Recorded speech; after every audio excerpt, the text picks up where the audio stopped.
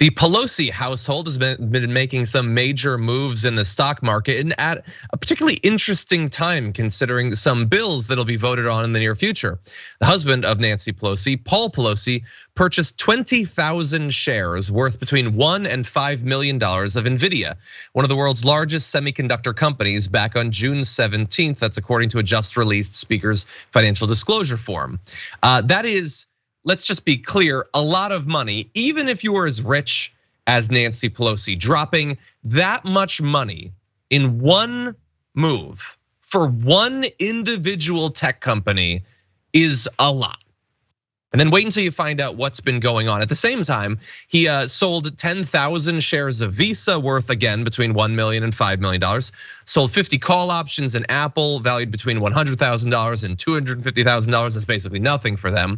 One of the stock trackers on Twitter that tracks these sorts of activities amongst a number of different politicians noted that NVIDIA is up 10% since Nancy Pelosi filed. They sort of sarcastically say another win for Pelosi Capital, so nice for them. So here's the thing. Senators are gonna be convening as early as Tuesday to vote on a bipartisan competition bill, which allocates $52 billion to boost domestic semiconductor manufacturing and gives tax credits for production. Now, what's interesting is that as presently written, NVIDIA wouldn't necessarily benefit too much from this. So AMD, Qualcomm, and NVIDIA, three different companies that use semiconductors, they design their own chips, but they're not the ones who actually fabricate them. And so the subsidies to build plants or do tax support for the tools needed for the manufacturer wouldn't benefit them, they'd benefit people they work with. The economic benefit of that would be somewhat indirect. Right now, there's no design tax credit. So design houses, like the companies we've cited, wouldn't see a direct benefit. But apparently, they are considering potential changes. And either way, it is possible that a company like NVIDIA could see a big boost after a bill like this passes. Even if it doesn't directly funnel a bunch of money to them, it's easy to imagine the tech sector at large getting a big boost. But if there are changes to the bill that specifically benefit companies like NVIDIA, then this could be a major financial payoff for the Pelosi household. And considering all that we've talked about, Cenk, recently about the individual politicians, their family members being able to buy individual stocks based potentially in part on the information they're getting behind closed doors, this seems suspect. What do you think? Yeah, that Nancy Pelosi stock tracker thing is no joke. Like, I'm literally thinking of investing based on it, because one, it has an unbelievable rate of return over decades. Gee, I wonder if knowing exactly which bills are gonna pass helps with insider trading. And if it's public what her husband's putting the money into, well, it's not like they didn't have a conversation. It's not like he doesn't know the odds of the bills passing. He does.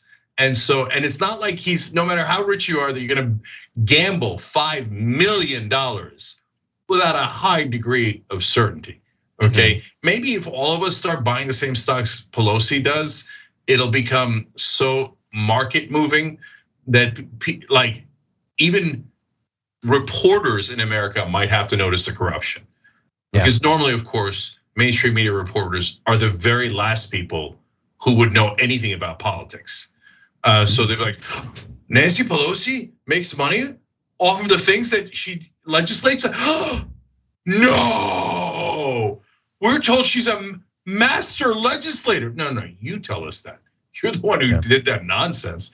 Anyways, so that's point one. Point two, guys, is that the semiconductor bill, I'll tell you right now, if you want to invest based on it, that's up to you. I have no idea if the price have already gone up for those stocks, so be careful in anything that you do that's financial. But I told you this from day one, and I will never waver from it. The semiconductor bill will pass, and it will pass easily. And you'll hear a lot of stories, and we've already covered some, where there'll be fake drama like, oh, they're not sure they can get that person's vote. Oh, McConnell's holding out. Oh, Manchin's waiting for something else. And oh, Manchin wants this and Sinema wants that. Nonsense, blah, blah, blah, blah, blah, blah, blah. It's going to the donors. It's gonna pass easily. It has about a 100% chance of passing. Anything that gives billions of dollars, and this gives $52 billion to both Republican and Democratic donors directly. You take our money They're gonna take your money. You're gonna take your tax money and hand it over to giant corporations. Oh, that'll pass in Washington super easy. So don't believe any of the fake drama. And the thing that you should believe most of all is what Nancy Pelosi invests in, because that's gonna happen. Exactly. That said, don't take any advice based on things that we say. Just let's be clear about that. Now, a lot of people concerned about Nancy Pelosi, what just happened here with her husband. Well, she responded saying, the speaker does not own any stocks as a spokesperson. As you can see from the required disclosures with which the speaker fully cooperates, these transactions are marked SP for spouse. The speaker has no prior knowledge or subsequent involvement in any transactions. And that makes a lot of sense to me. Because I think what generally happens in marriages is that one spouse decides to pay millions and millions of dollars for a particular set of stocks for one tech company without any conversation whatsoever. And look, it's easy enough for us to speculate that he might have maybe overheard from the speaker, who again, he's married to, that the bill might succeed and thus it would be to his benefit to have this stock, but also understand the risk.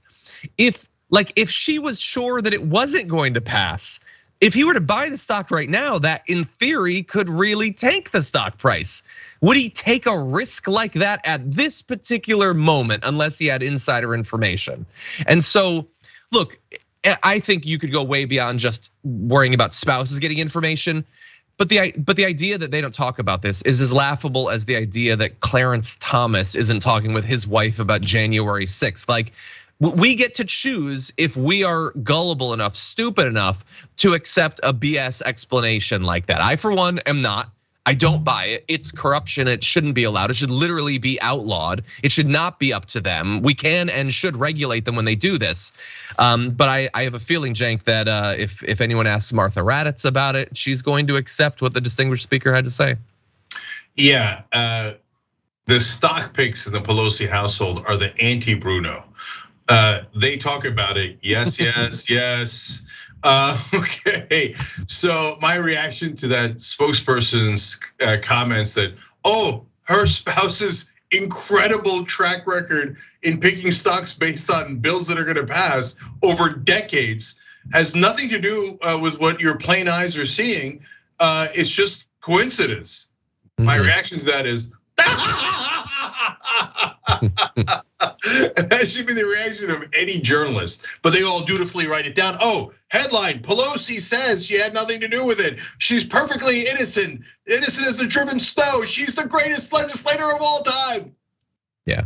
Okay. Can I throw out one more stat, one more figure? I know we're running out of time. So this is according to Larry Kudlow. According to reports, Nancy Pelosi and her husband Paul traded over $50 million in assets back in 2020, with annualized returns at 69% as of October. That is not what most people get from the stock market. I'll just say that. You don't get 69%. It's nice, but you don't get it.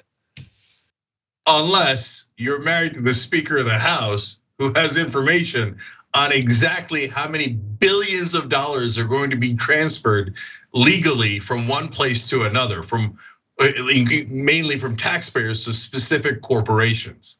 Come on, this whole thing's a joke, and everyone in America would know how corrupt Nancy Pelosi is. And by the way, also Mitch McConnell and all of them, all of those dirty, dirty politicians. That made them sound better for a second.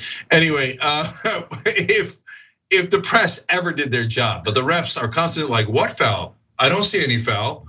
Go get him, big guy, so I have access. Yes, the status quo is protected. Thanks for watching The Young Turks, really appreciate it. Another way to show support is through YouTube memberships. You'll get to interact with us more. There's live chat emojis, badges. You've got emojis of me, Anna, John, JR. So those are super fun. But you also get playback of our exclusive member-only shows and specials right after they air. So all of that, all you gotta do is click that join button right underneath the video. Thank you.